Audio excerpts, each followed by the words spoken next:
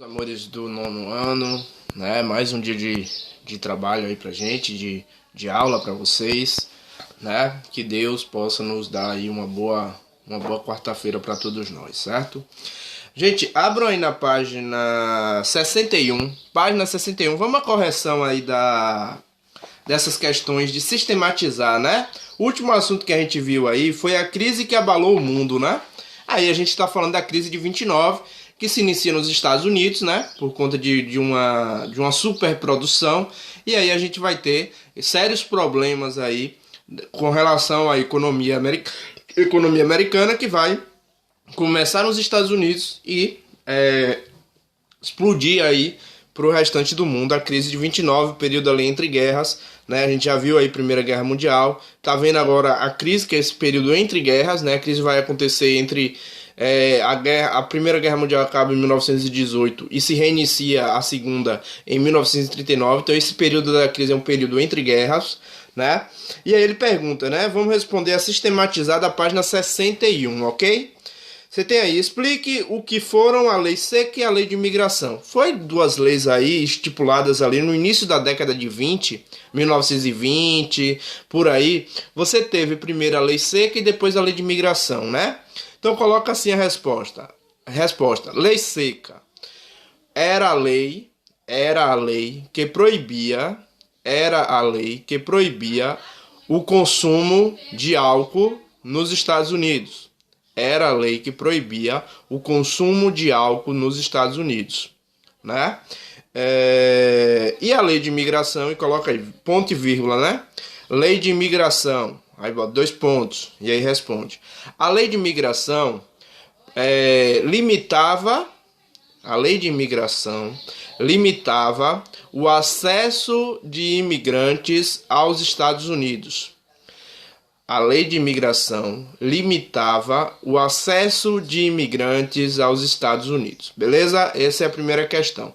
Então, gente, a lei seca proibia o consumo de álcool nos Estados Unidos e a lei de imigração tornava mais rigorosa a entrada de imigrantes nos Estados Unidos, certo? Era uma justificativa aí de que os estrangeiros estavam tomando os empregos dos norte-americanos e tudo mais, né? Beleza? Logicamente que a lei seca não dá certo, porque vai criar um outro problema, que é os cartéis de álcool, né? Aí vai surgir nomes importantes aí desses cartéis, né? Então, na verdade, surge um novo problema, na verdade, né? Beleza? Vamos lá, segunda questão. A quebra da Bolsa de Valores de Nova York, ocorrida em 1929, foi provocada por fatores internos ligados à economia dos Estados Unidos. Porém, acontecimentos internacionais afetaram a economia do país no período, podendo ser considerados motivos indiretos para a quebra. Cite um desses acontecimentos. Gente, a crise de 29 ela se inicia nos Estados Unidos, mas ela toma um aspecto mundial, até porque os Estados Unidos é a maior potência do mundo naquele momento, se torna a maior potência do mundo a partir da Primeira Guerra Mundial. Então, a partir do momento que a principal potência do mundo entra em crise, o mundo também entra em crise. É uma crise de superprodução. E aí está o porém, ele quer saber qual foi o fator internacional que interfere nessa crise de 29. Coloca assim, resposta. O fator internacional que interfere na crise de 29, o fator internacional que interfere na crise de 29 é a recuperação do polo industrial europeu. É a recuperação do polo industrial europeu. O que significa isso, gente? O que significa dizer isso? Né? Quando o polo, só até aí, ponto final, esse é um dos principais motivos internacionais indiretos para a crise americana, para a crise de superprodução. Ou seja, o que acontece?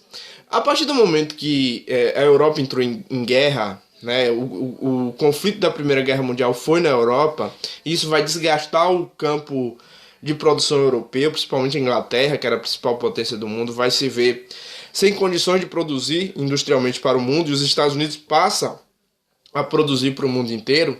Só que ali a partir de 1925, 26, o campo industrial europeu ele começa a se recuperar.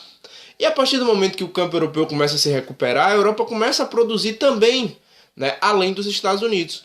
Lógico que os Estados Unidos está produzindo muito, porque está produzindo para o mundo inteiro, só que agora você já tem o campo industrial europeu voltando a se reativar. Então, quando você tem o campo europeu já começando a produzir para o mundo e os Estados Unidos produzindo bastante, você vai ter uma superprodução. Ou seja, vai se produzir tanto e não tem mercado consumidor. Lembre que quando a gente tem muito produto, o preço cai, lei de oferta e demanda. Então, quando você tem uma superprodução, produz demais, mas não tem quem compre. Então, o preço, despenca. Essa é que vai gerar a quebra da bolsa de Nova York. Então, esse fator externo vai ser um fator indireto para a quebra da bolsa de valores e para a crise mundial de 29. Beleza? Terceiro, explique por que a crise de 29 e consequente quebra da bolsa de valores de Nova York nos Estados Unidos afetaram vários países do mundo. Coloca assim, já vivíamos no século XX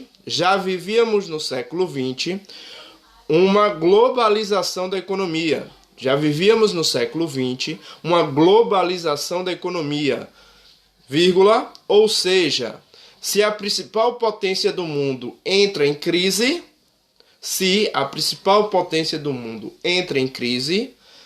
consequentemente, por termos uma economia globalizada, os outros países também entrarão em crise. Beleza? Pontinho final aí, beleza. Certo, gente? Então, se é uma economia globalizada, onde um país já é interdependente do outro, a gente já está vivendo isso no século XX, se a principal potência do mundo quebra, todos ali ao seu redor e todos os países do mundo que está ligado à economia americana também vai quebrar. Beleza? Tranquilo? Na quarta questão você tem, sobre as propostas do governo Roosevelt, explique qual foi a principal proposta para solucionar a crise dos Estados Unidos. Bota assim, letra A, estatização da economia. Letra A do quarto, estatização da economia. Letra B, como a questão do desemprego foi enfrentada pelo governo do presidente Roosevelt, né? Ele estatizou indústrias e gerou emprego para essa galera, beleza? Estatizar indústrias